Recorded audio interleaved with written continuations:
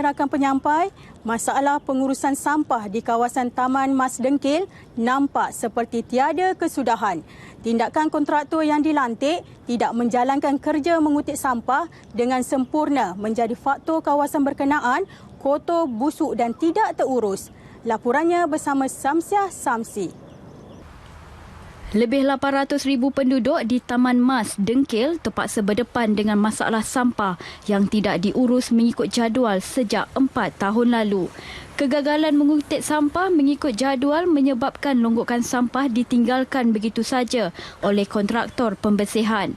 Lebih mengecewakan, hanya sebuah rumah sampah disediakan bagi menampung jumlah sampah yang banyak bagi kawasan berkenaan.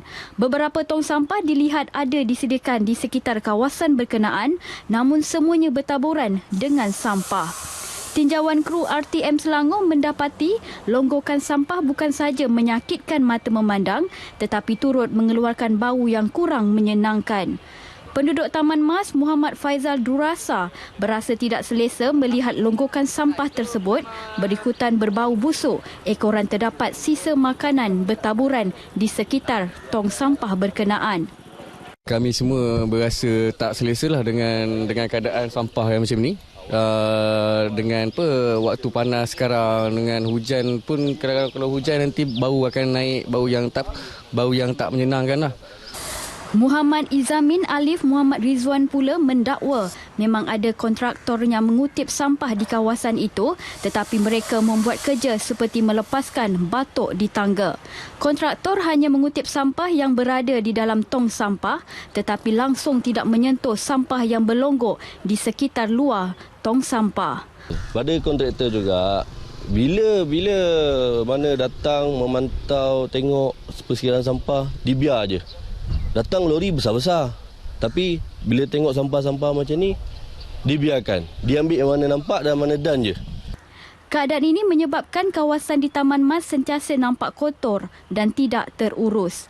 Penduduk mendakwa bungkusan sisa domestik terpaksa mereka letakkan di hadapan tong sampah kerana kemudahan itu sering penuh akibat kegagalan kontraktor mengutip mengikut jadual.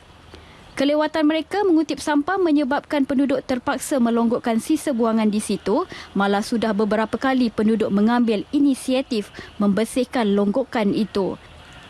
Lebih mengecewakan bukan saja kawasan berdekatan tong sampah, malah saliran longkang turut dipenuhi sisa buangan hingga menutupi aliran air sistem perparitan. Penduduk Taman Mas Suhaimi Misni menyifatkan tempat pembuangan sampah yang tidak dibersihkan secara berkala kerana sampah tidak dipungut dalam masa tertentu mengundang pelbagai penyakit antaranya denggi. Dia boleh mendatangkan salah satu dia sekarang kat Taman Mas ni denggi. Sebab kenapa saya cakap masalah denggi? Sebab pengalaman saya dalam 3 tahun lepas, isteri saya sampai masuk ICU. Sampai masuk ICU selama 2 minggu. Sampai doktor mengesahkan isteri saya 50-50. Jadi saya takut. Masalah sampah di Taman Mas Dengkil bukan perkara baru dihadapi penduduk.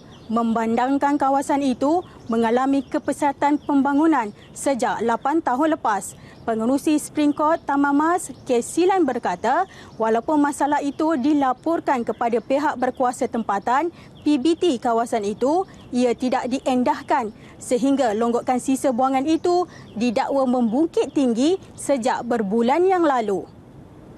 Kita dah buat banyak aduan. Aduannya mengenai kesampahan, bersih longkang dengan jaga kebersihan kawasan Taman Mas. Yang dia datang tu, dia bagi orang untuk bersihkan kat luar sahaja.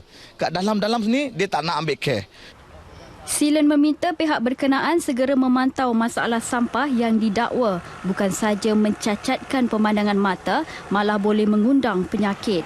Sementara itu, Ahli Jawatan Kuasa Taman Mas, Iskandar Paramis Abdullah berharap PBT menyediakan rumah sampah tambahan sebagai salah satu alternatif penduduk untuk membuang sampah tanpa perlu menggunakan rumah sampah yang sedia ada. Kami minta satu tempat sampah yang khas untuk dibuang.